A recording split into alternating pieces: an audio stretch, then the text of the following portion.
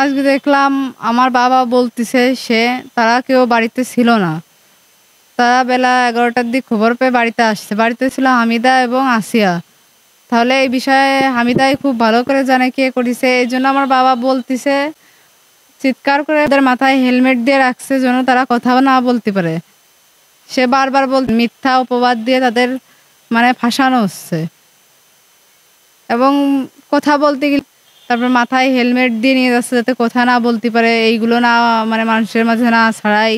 তাহলে মিথ্যা অপবাদ দিয়ে তাদের ফাঁসানোর জন্যই তো এইগুলো করতেছে। তো আসল অপরাধী যে তাদের জন্য খুঁজে বের করে এবং নির্দোষদের ছেড়ে দেয়। হ্যাঁ, আমরা তো করি। আমরা হামিদারাই তো সন্দেহ করি। হামিদাই তো বাড়ি ছিল। আসিয়া আর হামিদাই ছিল বাড়িতে।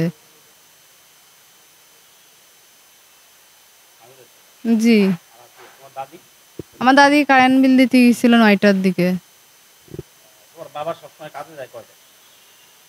প্রতিদিনই কাজে যায় ৮টার দিকে।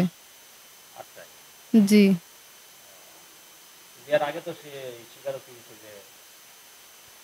স্বীকারোক্তি দিয়েছে। তারে আপনারা শুনছেন না, সে চিৎকার করে বলতেছে মারির হাত থেকে বাঁচার জন্য।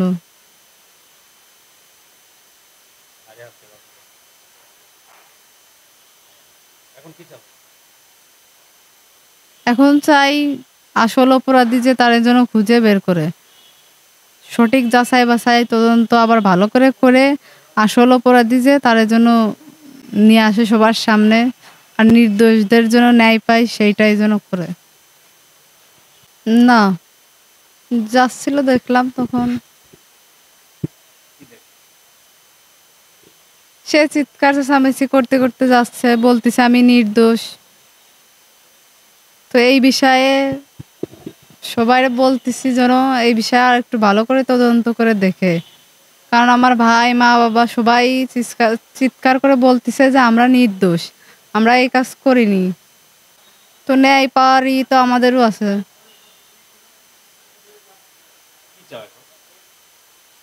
এখন চাই এই বিষয়ে আবার ভালো করে তদন্ত করুক, সুন্দর করে যাচাই বাছাই করে তারপরে শাস্তি সাজা কি হবে সেইটা নির্ধারণ করুক।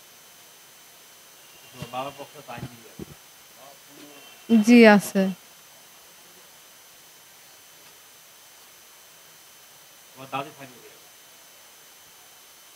থাকে মানুষের বাড়ি।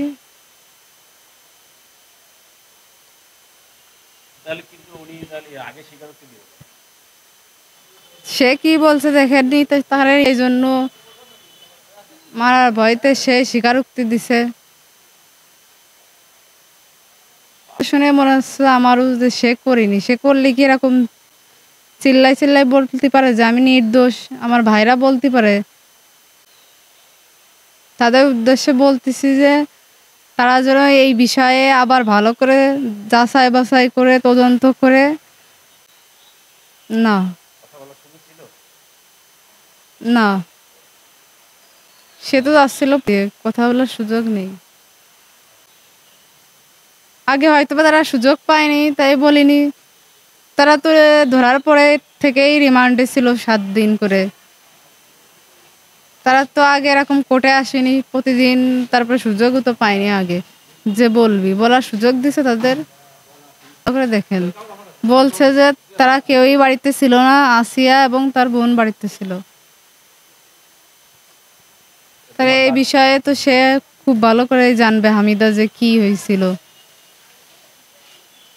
সে তো এটাও বলছে চিৎকার করে যে আমরা মাঠে ছিলাম, আমরা ১১টার দিকে খবর পেয়ে বাসায় আসছি। আসলে কে করলে এখন জনগণ তারপরে সুন্দর করে যাচাই বাছাই করে আসল অপরাধীকে বের করুক কে করলো।